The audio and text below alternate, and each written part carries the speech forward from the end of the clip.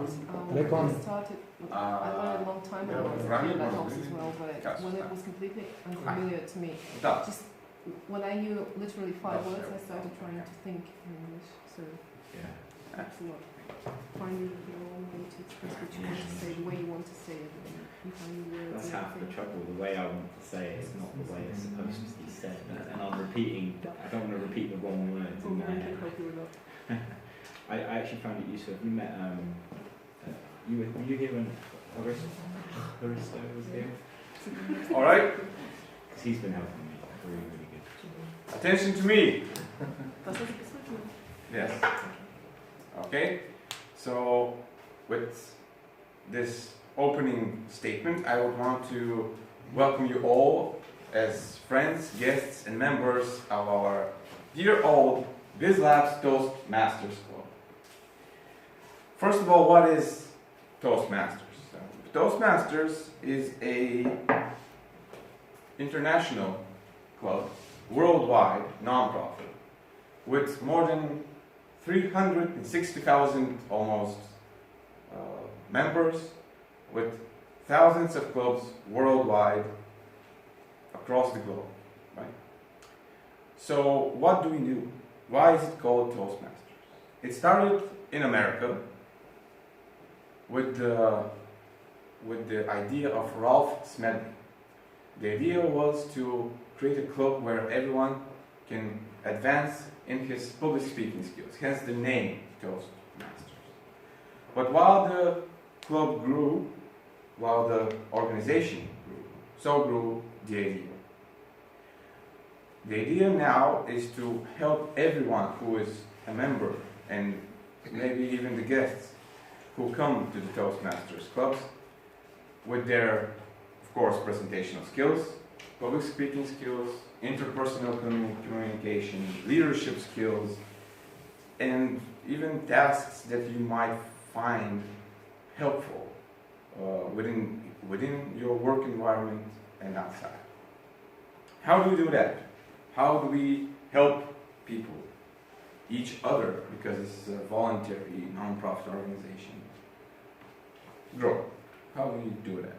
We do it with the Pathways system. As you can look over there, this is our new educational system.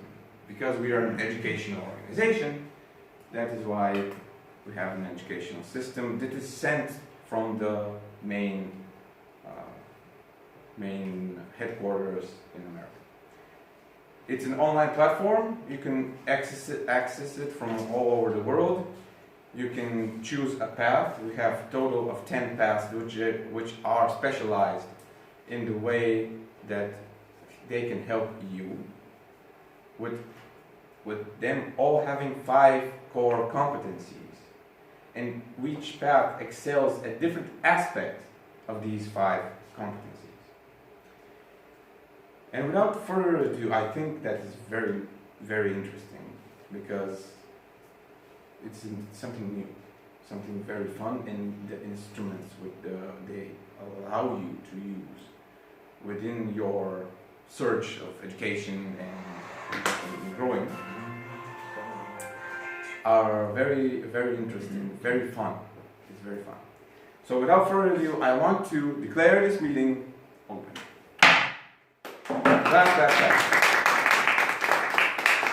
Okay. So, first of all, a bit of remarks on phones. Turn off your speakers, because we don't want to disturb the speaking people on the floor. Now, after that remark, I want to turn your attention to our very own dear agenda for tonight. Now, as you can see, we have a call to order, which is me just doing that. After that, I'm going to be the Toastmaster of the evening. I'm going to present and be the host of the night, to present all the speakers and all the segments of tonight's meeting. First, we will, with fun and amazement, enjoy our one prepared speech tonight, because our first speech by Nicole Minkoff is not going to happen because he got a sickness in the No more in the last minute. So we're gonna have one prepared speech. After that, we're gonna have a speech evaluation done by me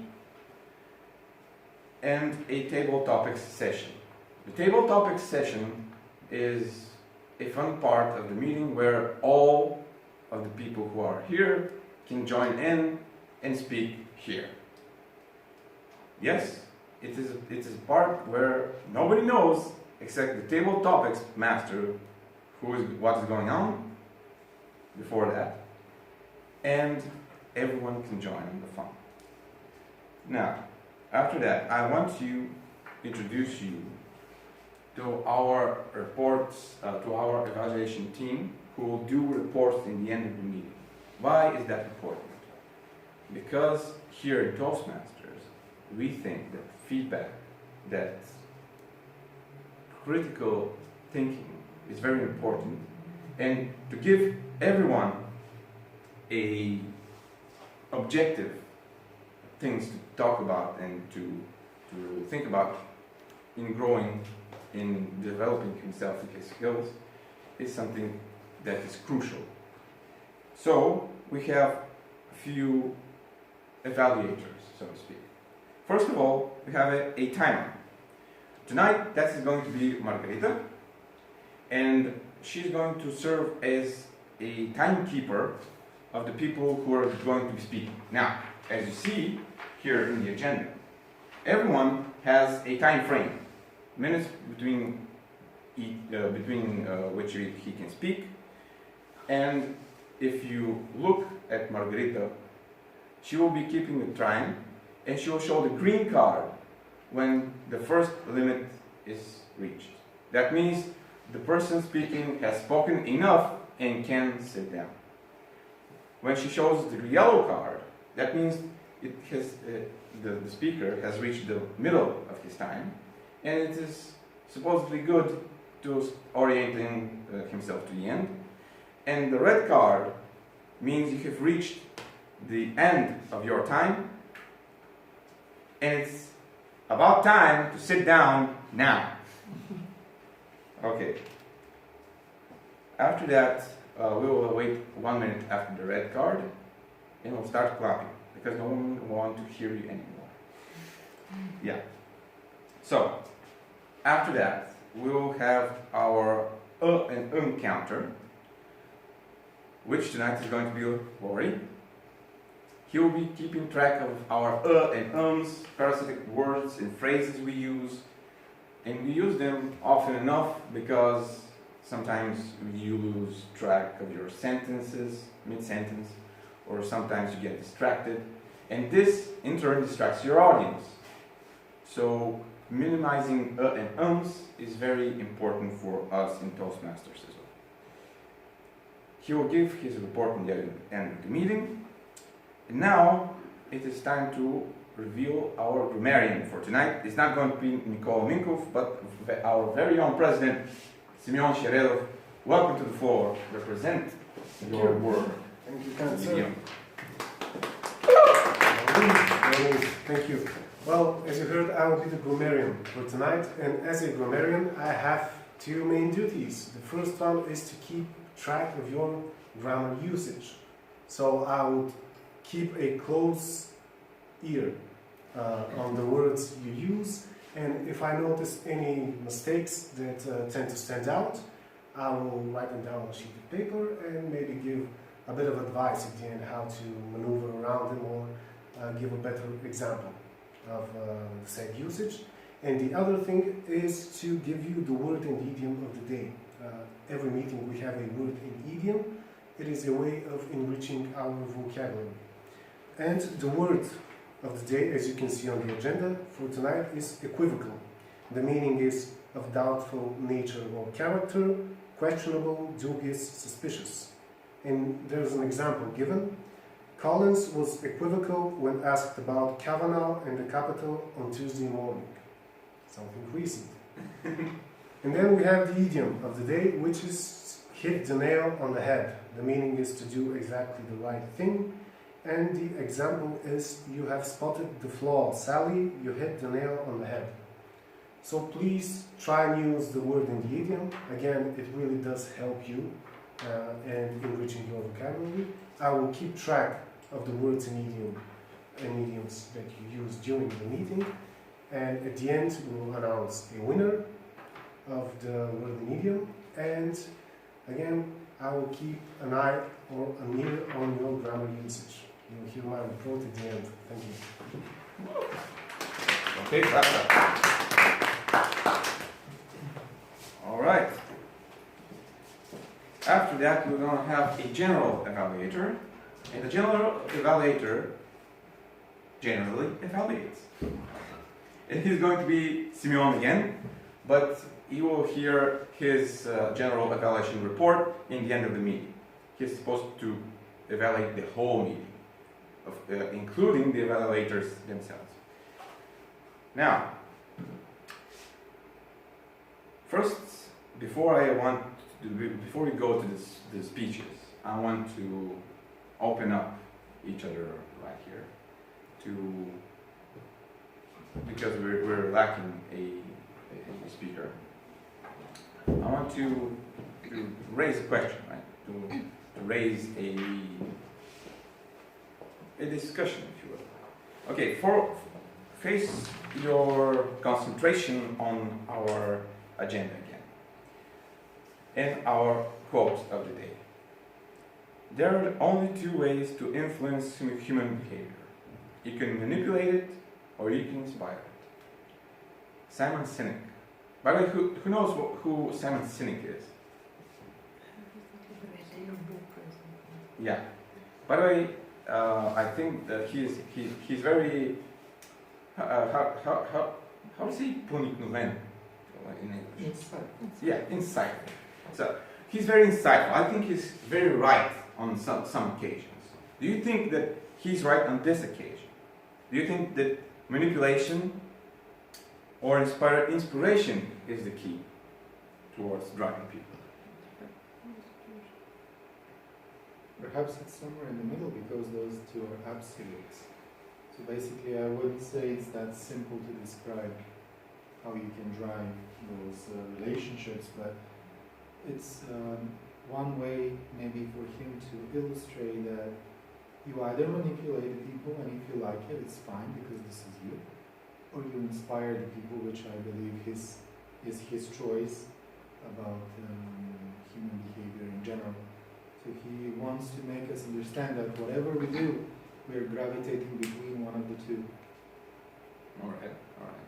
But what is the difference, by the way, between the two? What's the difference? I think that the difference is being truthful. Because if you inspire action, you always try to be truthful about something. You're trying to inspire because you think this is true, this is right, and this is what is supposed to be. But being a manipulator, on the other hand, suggests that you're using something else to inspire action, something not truthful. Are you agreeing with me now, or not? No. Why? All right, why? I'm not agreeing because the use of these terms also depends on the viewpoint. For example, a very brutal example, but yeah, if a dictator who believes that society should be changed in a different way has the power to convince others, if he really, really, really believes in his cause, no matter how sick it is, he believes in it, he believes it's better, then he also may believe that, okay, anything counts as long as we get to this point where we achieve our goals, and then it will be good for all, no matter what the price. He, on the other hand, may be manipulating these same masses and people that listen to him, but from the standpoint of history, when we go back and see that, oh, what they did was wrong, they didn't believe right, but they did back then. For them it was right. So perhaps for his audience it was inspiration. He inspired us to go this way. Okay, so it's a matter of values as well, it's a matter of context, of situation, of many things. Well, that's very interesting, because I think that in the example of the authoritarian society, I think that manipulation is widely used. Yes. Because in the authoritarian society, inspiration can't come from what authoritarians come from, force, right? They force you to do it. If you inspire people, you're not trying to force them to do something. You're trying to wish for them to do something, wish for themselves to do it, right? And authoritarians don't have that much time and don't have that much patience to do this, right? Okay, what if it's not the authoritarian himself? What if it's not the leader himself? What if it's someone who believes in his cause just as much as he does? What if it's an author? What if it's a poet? What if it's an artist? Basically, they create a culture that inspires the people to do what the leader wills, and for the rest which actually don't want to do it, they just manipulate them with force, as you mentioned. This is why they cover the whole. And this is the point. This is the point. What is the difference between manipulation and inspiration? I believe it's actually the source of our actions, because manipulation often means that you are pushed to do something, as you mentioned, while inspiration means that you are open from within to support the cause. But both can be intertwined. Mm. So this is not, it's not as clear as Simon Sinek says, in my opinion as well, but it's just a good way to show that as a modern society, we should strive to inspire rather than manipulate. Because what you said is a great difference. All right, Laurie?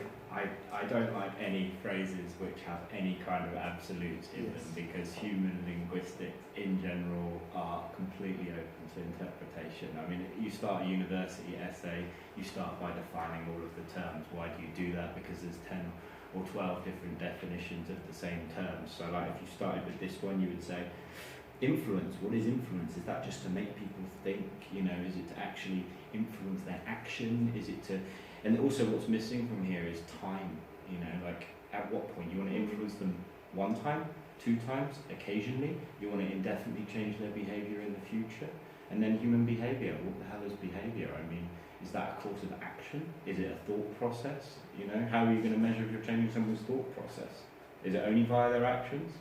And if it is, what is an action? I mean, you could go really into detail on this. This is getting very philosophical very quickly. Yeah, so I don't like it. It's too fixed. It's too fixed in a point in time. So it's too narrow. Yeah, I think it needs Typically American. Okay, Liz? I think it's kind of fixed because, as I know, he has worked as a manager, maybe, and he speaks from more economic view.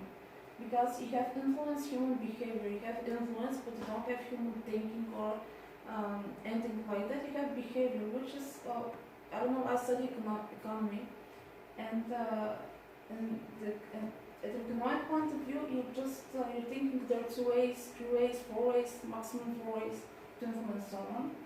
And I think he's also speaking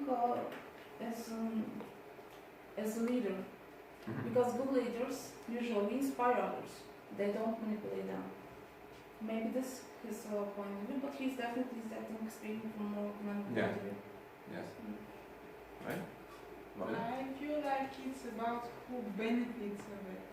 Like when you inspire people, they benefit from the inspiration. You give them. And if you manipulate people, like I feel like the benefit isn't on them, and it's more like you benefit of it. Yeah, that's a very interesting aspect. Of course, the optimal would be they believe that they're doing it of their own free will, but actually they've been manipulated to do it, in which case... On the other hand, another aspect, I think, is the instruments you use to achieve the different things. Right? Because inspiration comes with a lot of different instrumentality? No. Yeah. I don't know, Okay. the comedian. Yeah. Tools. Tools. Yeah. Yeah. And is achieved by a lot of different ways. Manipulation is also achieved by a lot of different ways. And you mentioned you mentioned the language, right? So language sometimes gives us the answer. Like etymology gives the answer. And something we hold very near to manipulation is mischief, right? Or deceit. Yeah, or fake. So maybe it is something that we think is bad. So anyway, let us continue this discussion in the break of this evening and head ourselves to our first and only speech of the evening. Whoops, yeah. Whoop, nope, yeah. So, it's going to be by Angelo Angelov, and his speech topic, his name of the speech is going to be Yes, We Lead, But How? His project is project number 1 of level number 2 of his path, which is effective coaching. Effective coaching is focused on understanding and building consensus, establishing strong public speaking skills, and contributing to the development of others by coaching. So his path is focused on coaching. His current project, project number 1 he's doing tonight, his purpose is to identify or find his primary leadership style or styles, and to display or talk about his leadership style or leadership styles in general. So without further ado, I would like to welcome our very own Angel Angelov to the stage. Angel Angelov, yes, really.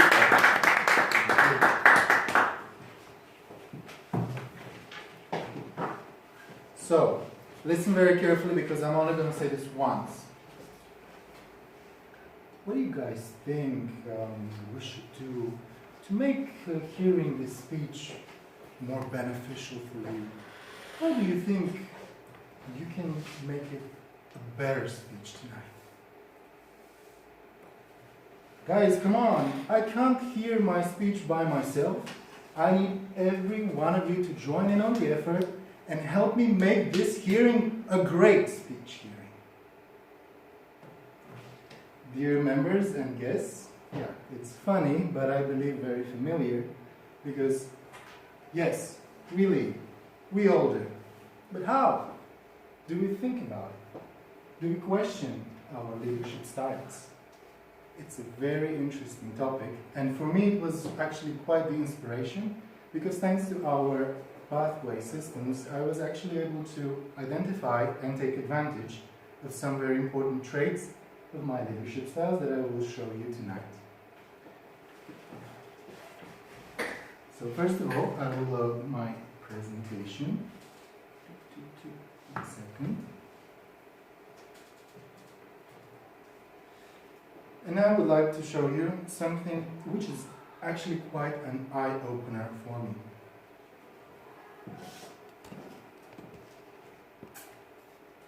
Can I take the remote, please? So, here we go. Leadership attributes are specific actions which a leader may take. But a leadership style is a broader concept. It defines the overall approach of a leader in his actions.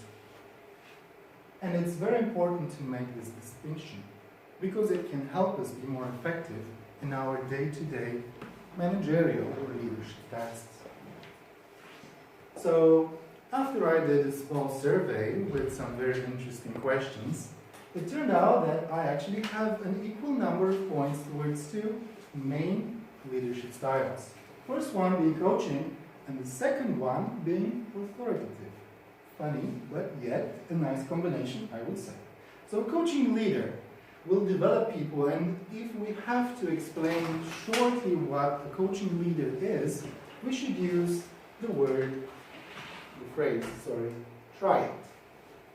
Whereas an authoritative leader, he will move people towards a vision, a common goal. And to explain it shortly, we can use the phrase, come with me. those are two styles which I really like, and because there's a lot of ways to explain them, but I always like giving a little more with less words and making things a little bit more creative.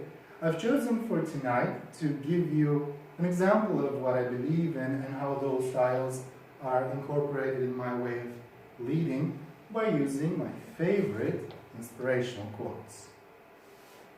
So, let's start with the coaching style then. The first trait that I want to talk about is that a coaching leader would concentrate on building skills.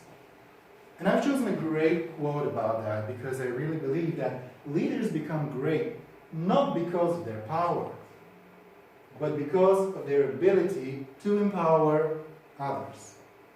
It's very easy to say, oh, I'm so great, I'm so amazing. But can you really do everything? Can one man resolve all the problems of the world? No, definitely not.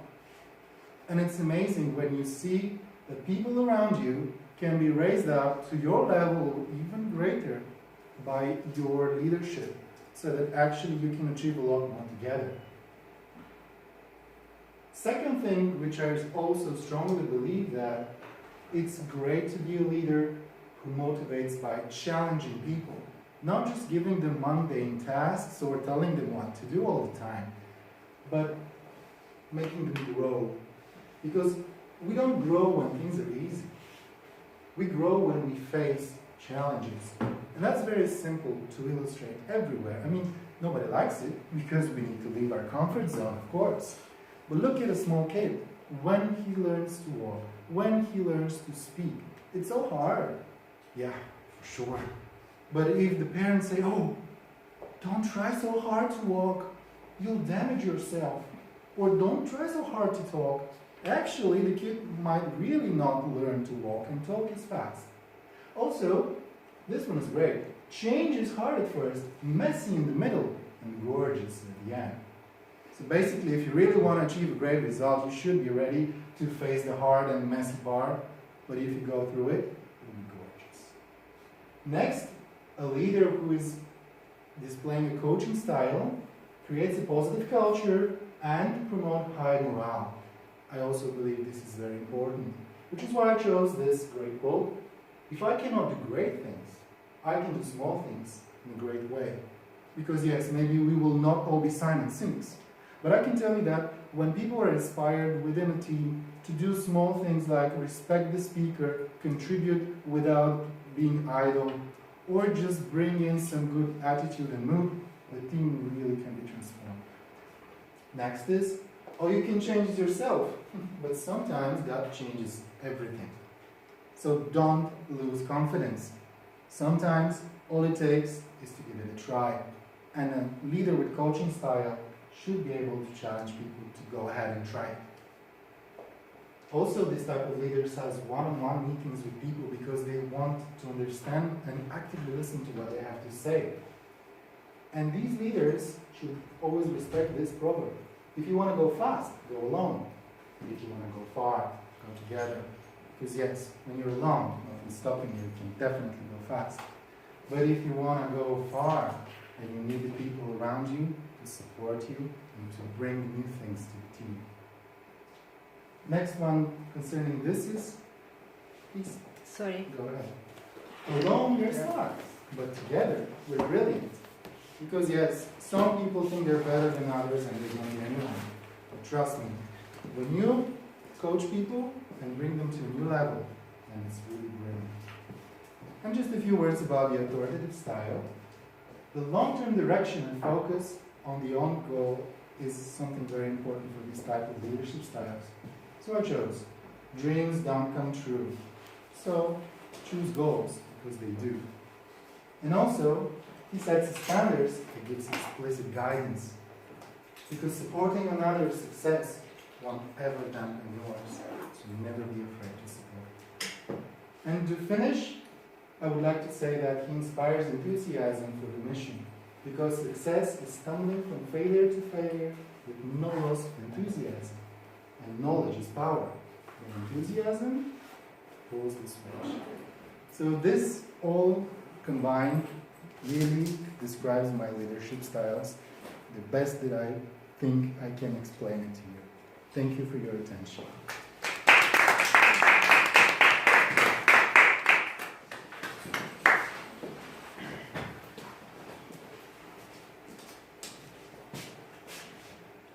Okay.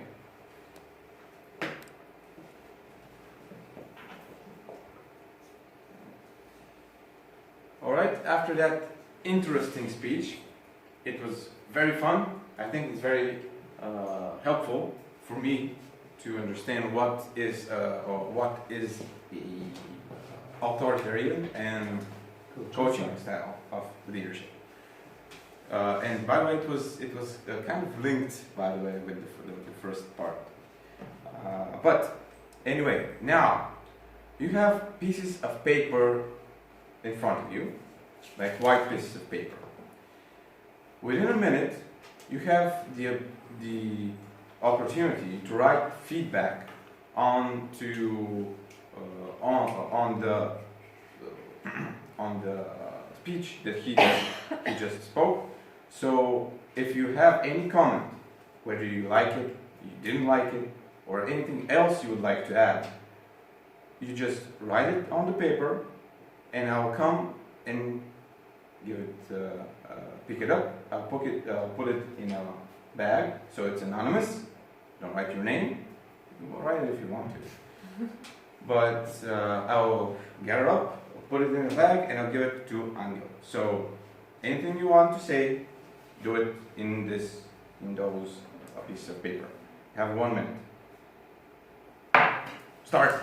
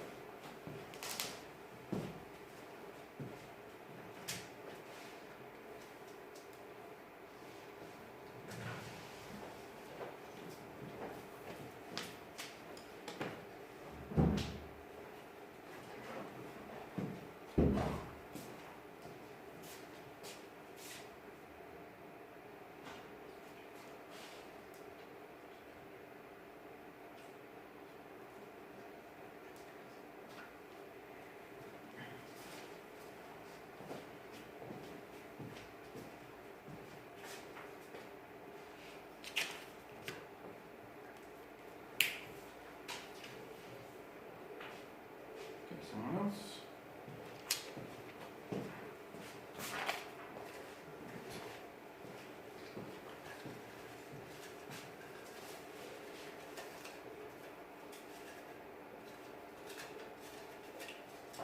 And a last two.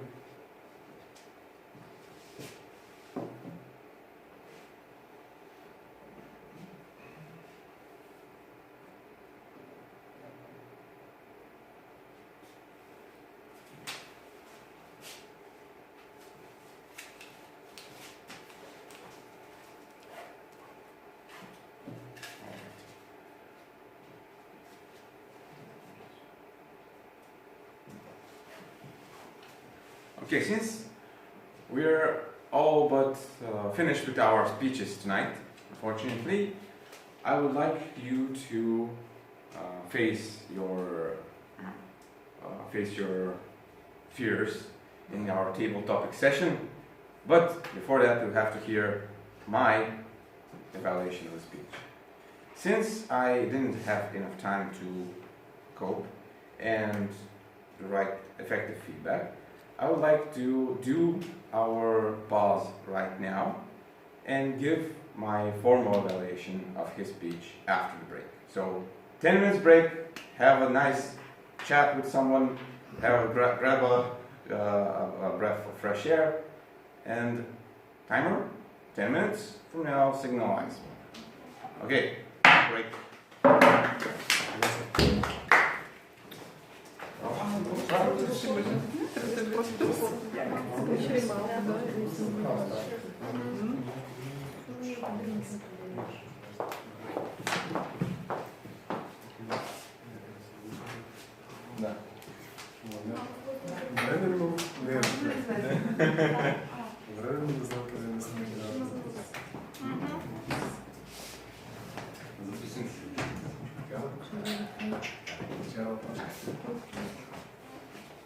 Okay. Da, počne si vám nešto na Treba. Gdje se vrate mako, a piši.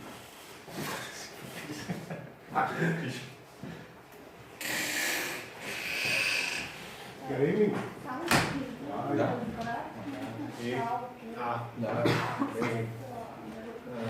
Do you have any need of assistance with your... Well, I didn't know if I was supposed to be doing it for his first two bits or not, so I didn't do it. I wasn't sure. Was I supposed to do it for all the whole evening? Okay. Well, I made up for it in a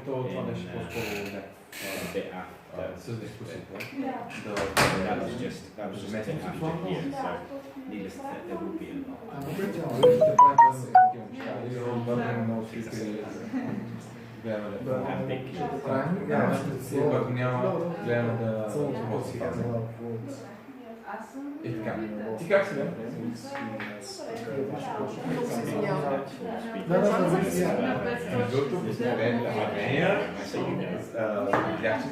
lot.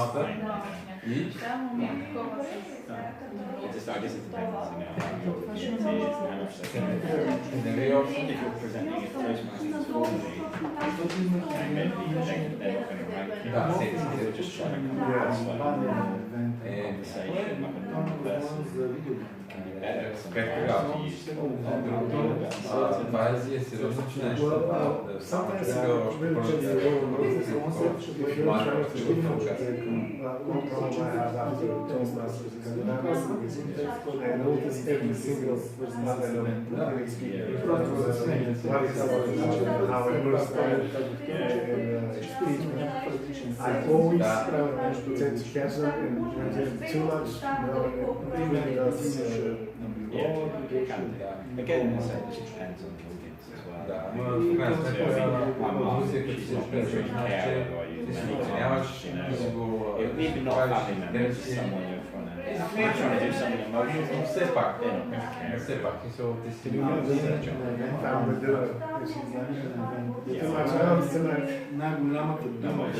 She wouldn't win because she always gets her words wrong, so she mixes up things. So Arnold Schwarzenegger, she forgets my name, she calls me Nick, and then she goes, Pete, Laurie. I was like, yeah, third time lucky. No, it's her brothers, they're not even my brothers, her brothers. But weirdest thing, her mum, my grandmother, used to do exactly the same thing. She used to call me Nick, Pete, Laurie. It's great when your own family can't remember your name. It's a big family. Not my mum's side. My mum has two brothers. Yeah, just two brothers. And they have one has no children and one has two children. Yeah, small family. And my dad's side is much bigger. My dad's got three and then he's got two stepbrothers and one stepsister as well. And there's a big gap because my grandma, my dad's wife died and she remarried. And then their children and children, so they children are young. Yeah. Yeah. I should be able to tell you that. I should be able to talk about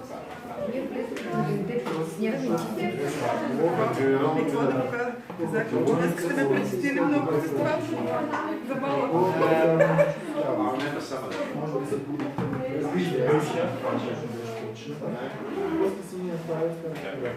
There we go.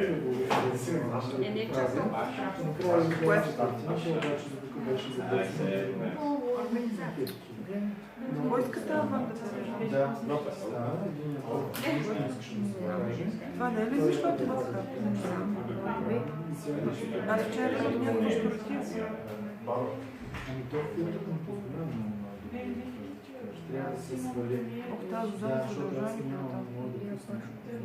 да прави Така че може да го свалиш, където е облич, или като е тече, и после вече да се изрежда на външна администрация. Хайде да ви измам. Защото менталният е зора. Oh, is that what I remember? Oh, Rat, his brother. Yeah, I remember that. Значи може да слагаш някакви ноти към видео, когато говорят към така че идеята е да пуснем на видеото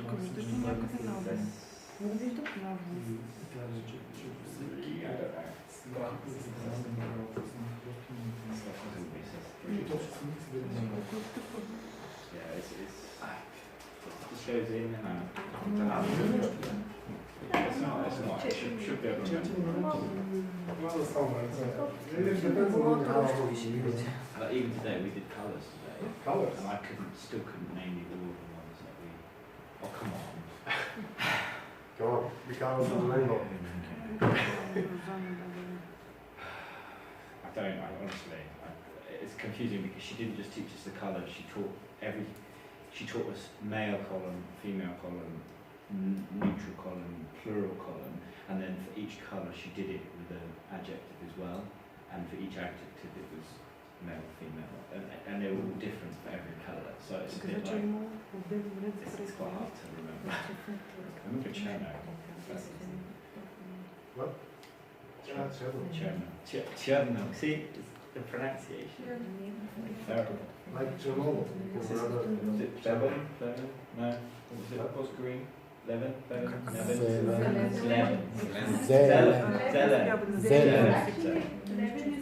Is it? There we go. Yeah, it's not good. Oh, I remember Pantable. Yeah. Put me on the spot. I don't like stopping here. It's nerve-wracking.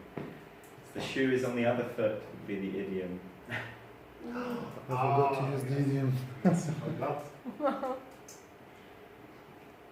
still have one more session. Yes. And I've got You can something make up very for it. interesting in store. Up your sleeve, right?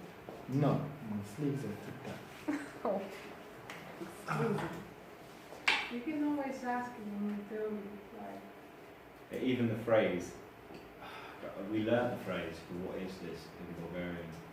And it's just, huh? Start.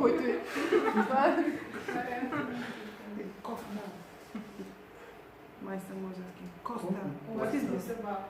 Costa. No, Costa! No, like they taught us how to say, what is this in Bulgarian? And I can't even remember that. It's just not sticking in my head. I'm learning it, and then so you could say it, and I'll be like, I know what that means, but I can't remember it. How are you doing with the verb be? The verb To be. to be. Are you doing alright with it? Because it has many different forms in Bulgarian. Yeah. Yeah, I thought so. To be. We did. Oh, what like? Mr. Evaluator. Like I am. Mm. Oh, yeah. Well, we do the basic one. Do you want the table topics? Yeah, we did it. It's easy to remember because it's in the creation. No. That's how I remember it. Mm.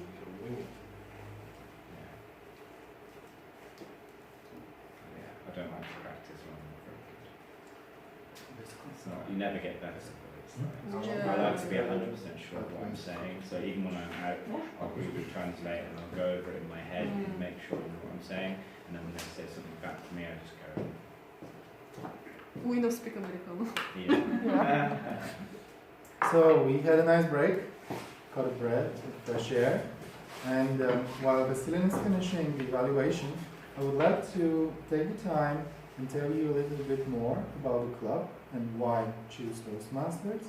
Basically, as you can see, our events are open to everyone who is willing to understand what Toastmasters is.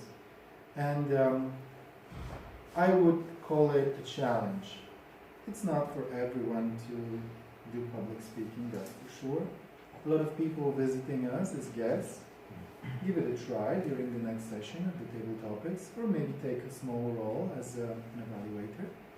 And then it's make or break decision. They either choose that they want to develop that skill, or they get a little bit scared, or decide, oh, this is not for me. So basically, our club is for the people who want to challenge themselves to become better speakers. I've been speaking a lot of years myself, but honestly, when I came to the club, I realized how much I was missing the feedback. Because, okay, people were accepting what I say, and they liked some part of what I said, but the feedback, how to improve the other parts where I was lacking, was missing. And this is something very important and very precious that you find in a club like that. I also think that the pathway system is quite impressive. I work at ABB and we have a lot of trainings which are now electronic, but I can tell you that the pathway system is much better than a lot of the trainings that I have.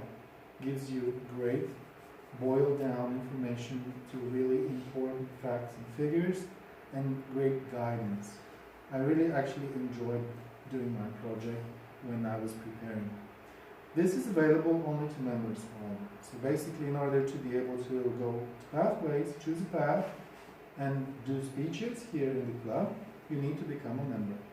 As we mentioned earlier, Toastmasters is a non-profit organization. So basically, the tax that we pay to become members is to cover the cost of the pathway development system and the core of processes which in Toastmasters help the development of the clubs worldwide. So it's a subscription to Toastmasters International. The rest of the fee is for the support of the events that we do here, for anything that needs to be organized. So basically how it is organized is that we have twice a year payment of the tax to be a member, which for 6 months is $70, right, Mr. President? Absolutely. Thank you for refreshing my memory.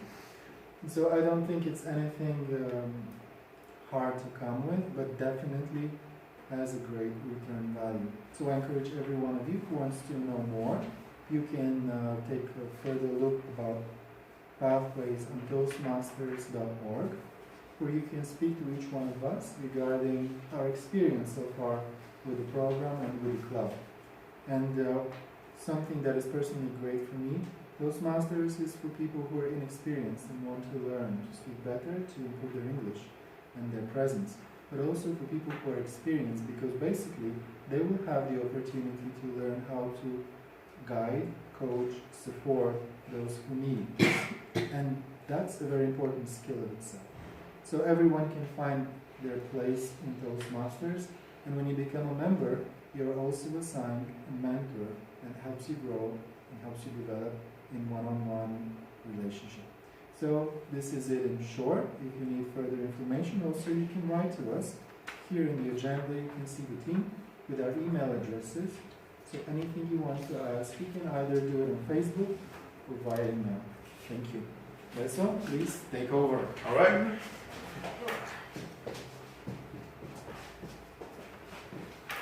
Where's my clap?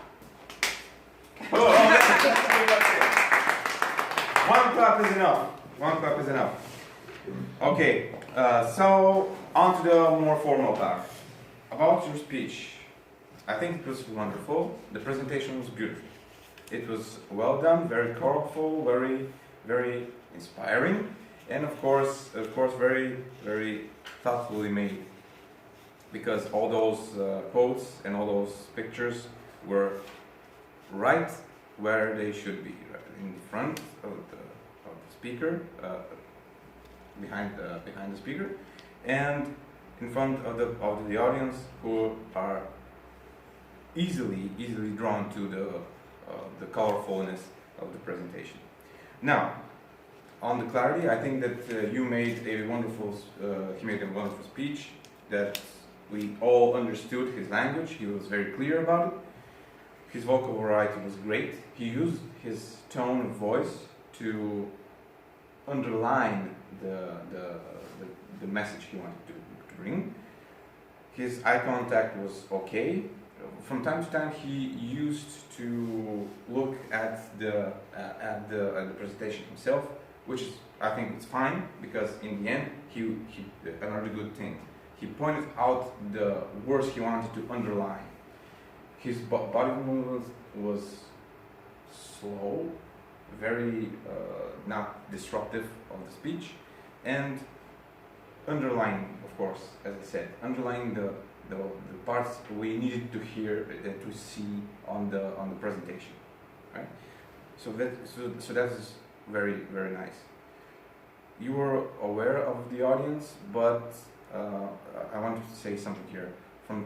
Because you started a little bit nervous, you forgot the presentation at the beginning, and because you had disruptions in the middle of the speech, maybe you rushed a little bit, and from that moment on, you tried to move forward the speech, and it started to get a little bit monotone in the way you represented each slide of the presentation. Right? So it was something to note here. Your comfort level was awesome. Besides the beginning, where you, I think you got a little bit nervous. I don't know because why. But after that you were at your best. I think that you were very comfortable on the stage, very comfortable with the audience. So it was very. You were very confident in yourself. The interest you took in the topic was large. You made your point clearly, and of course the topic was well chosen. It was his leadership style. So I think that it was a wonderfully made speech. I look forward to your next one. Thank you. Now, after that, I want to welcome Angel again for the very fun and enjoyable part of the table topics tonight. Come on, clap. Clap is very old style. Okay, guys, so it's me again. Nothing new, but the new thing is the table topic session, which is our most fun and challenging part. It's called table topics because basically sometimes when we sit on a table, we start discussing things out of the blue. And then you just have to start thinking about something you never really thought before probably. So this is the idea. You think on your feet and prepare, and you have to give a sort of a speech about a topic within 1 or 2 minutes. Basically, we make it a little bit more interesting, and we try to encourage all the guests to participate, and of course to use the word in the idiom of the grammarian as much as possible, because this is really driving your language forward, because you have to make use of it properly and think very quickly how to incorporate it in your speech. And also, we are at the end of the session voting for the person who did the most interesting speech. So we also have a winner of the table topic session. And tonight I've prepared a little bit different type of table topics where I would like to employ your creativity a little bit more and ask you to become actors. So you're not exactly going to represent your own thoughts and style, but you will adopt the thoughts and style of 2 pairs which I've put here on this little sheets of paper. So we will work in pairs, and when somebody wants to work with someone, you can choose anyone from the audience, and then those people together will take two topics, and they are normally very different or represent people with different opinions, and they have to defend their viewpoint, their opinion, and as much as possible try to enjoy it, of course, and to be the role, be the person in the example. I really think you'll like it. It's not something super hard or deep, thoughtful, etc. I think everyone can easily elaborate on them, and it's going to be a lot of fun. So, who wants to be first? I have a question. Yes. How much time do you have to speak? Yes, thank you for this clarification. 1 to 2 minutes, which means that to qualify for best speech, you have to speak at least 1 minute. Then you will see the green color, and you know you're fine. Then at 1.5 minutes, you will see the yellow color, so you should wrap it up. And when you see the red color, you must sit down immediately, because in this session, going beyond the red color would disqualify you. So make sure you stay within the green and yellow one. Okay, this is it. I think it's clear now. And who would like to go first? Someone more confident. Don't worry, it's a lot of fun. I bet you like it. Simon, you have to choose your counterpart. Well, I would love to have a guest with me as a counterpart, but I do not know if they are willing. Who is willing to participate with this fine young gentleman? Come on, don't be scared. Don't be scared. Share.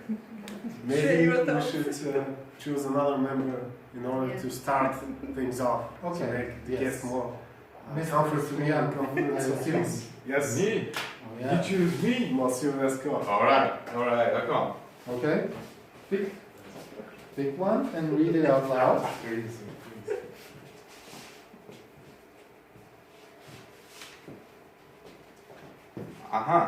Okay, so you have to discuss whether you should go to the mountainside or to the seaside.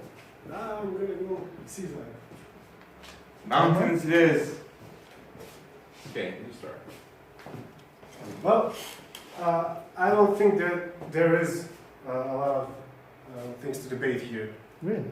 Yeah, the beach, is a beach. You have sand, waves, tata, beer, half-naked people around you.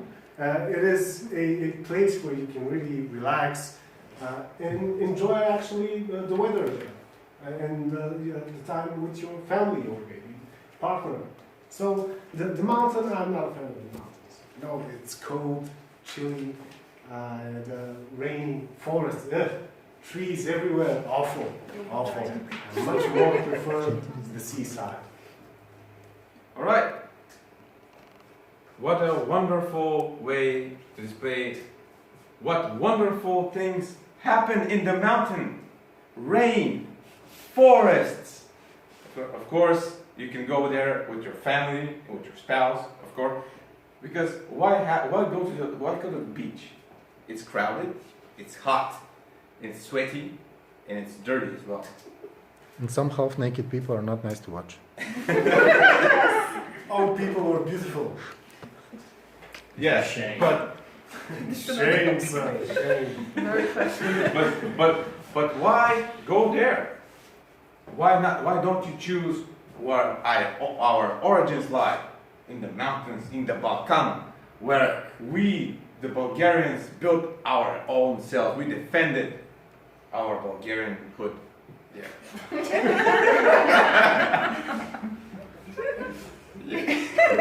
Yes, please, answer that. So, Such a challenge. why shouldn't we go there to our roots? Now, to our Bulgarianhood.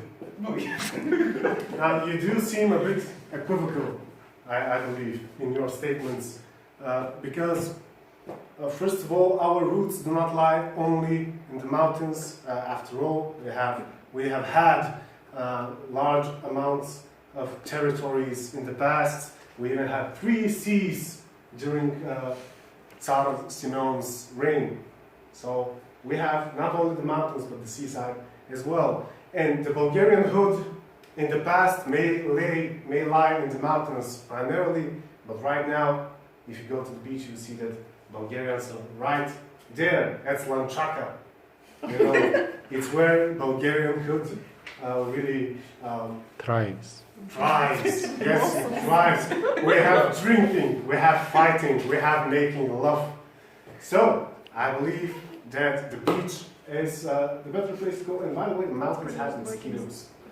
So, now Believe me, sir, I have to interrupt. That mosquitoes are on the beach as well. When I say, and by the way, do you have such beautiful architecture on the sea? No. You have old style of houses and ethnic traditions kept going on the mountains. Barbecue. Cuisine, of course, and all within a reach. It's like when you look outside, the mountain is over there. Just go there and enjoy the green valleys, the tall trees, the shade in the summer, the freshness of the air. But it's not. To make a decision which is better, I would kindly ask you to join me next summer to Slanchaka and after that to Moscow to make a decision. Okay, Deal. deal.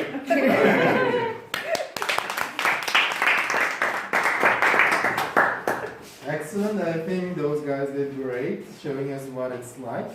And it's fine to just talk about whatever you like. By the way, last time we were actually pretending to be some very strange things, like Mr. Bolaus created an image of a guy who had an imaginary hamster and a pink sword. So that was a little bit harder. So don't worry, this time it's easy as pie.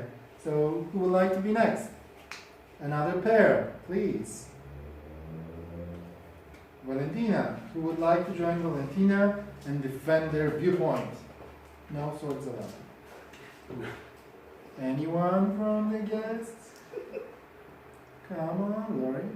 I have to be the uncapped. Oh, Don't do that. I'll come. Okay, to no. you. That's an excuse. Can I That's not not an excuse. Hit me. Round of applause. That's better. The You lady won't count chooses. mine. You'll win if you hit me. Lady. Yeah, of course. That's what I'm saying.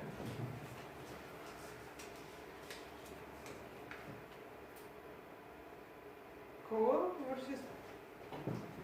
Car or bike? Oh, What would you choose? This is definitely for you. yeah, well, I'll choose bike. If you want. No, it's up to you. I have to get comfortable No, defending no. that which I don't really like defending. Yes, exactly. This is the real challenge. Yeah. Making me uncomfortable. Yeah. I'll give it my best shot. You sure? Yes, let's do it. Okay, so as someone whose bike is outside right now, I'll say that it's faster, it's healthier, and it's a better way to move around the city because you don't get into traffic jams. And if you want to be here at 7, you're here at 7.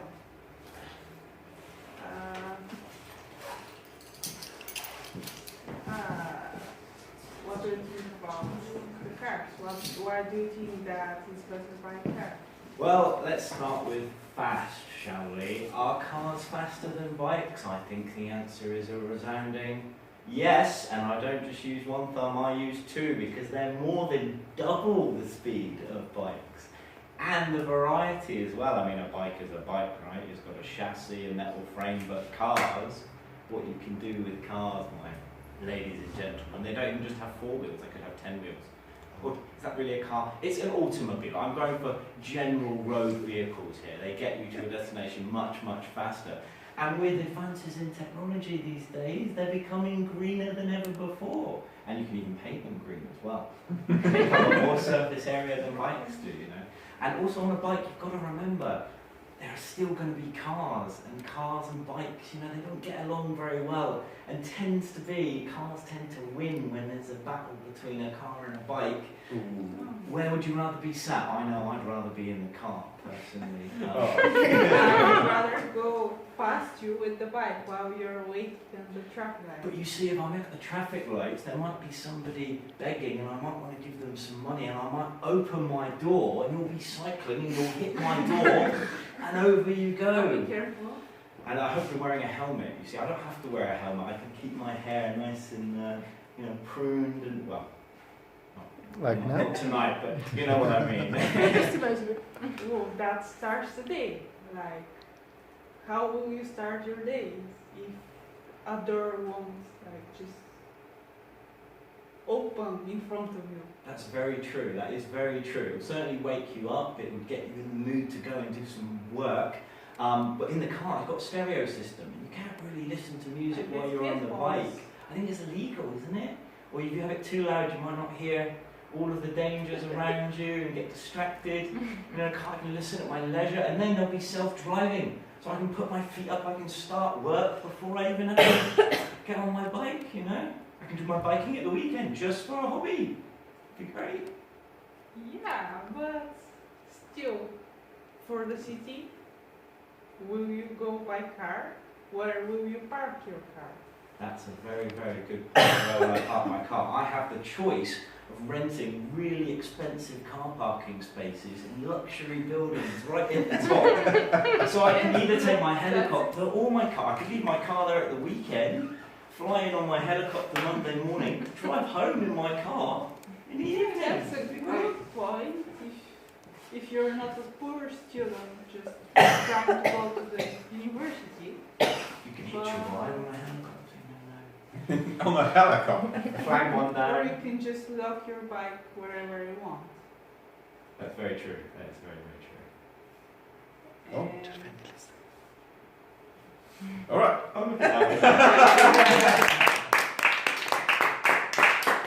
Thank you very much. By the way, I only drive about twice a year, so I'm really not a fan of cars. Pretty kind. Yeah, but you framed the point really vigorously. Yeah. I think actually this was a very interesting debate. It was very nice because actually we want not only to promote English speaking, which of course in Mr. Borla's case is no big deal, but also to promote being vigorous about what you say, defending your idea, going into a role, because he started imagining things in the end. You should have told him off. I was really hoping you would, because bikes are so much better. But anyway, this is exactly what we're looking for. Drama, emotions, action.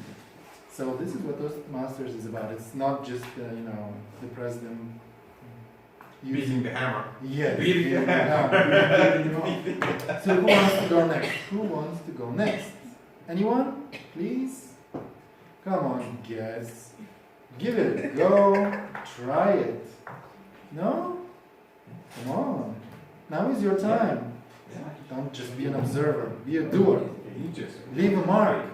Nice try. Run. Well, you have to try. Okay. Who wants to go with me? Come on. Someone needs Okay, to I'll go. be the victim. Yes. I know you all too well. Yeah. I'll sacrifice myself. There are no victims here, only human beings. Touché. Let's see if you've met your match. Or not. Come on. High heels or sneakers? Next. Okay. Oh, God. So- I get the sneakers. Fine. Okay, so sorry, wild imagination. I go for the sneakers because they are healthier for your bones. Overall, in the long run, they're healthier for your life because healthier bones, healthier skeleton means better health, even in your old age, which is very important, especially in times when you start feeling weaker and other things start hurting anyway. It's a natural process. It's very comfortable, and I value comfort very much from the standpoint of a mom. So, yeah, I think these are quite good arguments. I totally agree. Can't argue with these points. But we have to think green. I mean, just look around you. In Brazil, so many trees are cut down every single day. And why choose high heels? You will use the sneakers to go up in the mountains, but then you will put on your high heels and you will make holes for the trees to be planted so much faster that any machine will envy you. Trust me. It's incredible. It's green, environmental, also healthy, because the soil is not that hard, of course, like pavement. You never walk on pavement with high heels. But it's really important for the environment to use high heels. Also, not to mention, men are using high heels now. Because when you're short, there's not much you can do.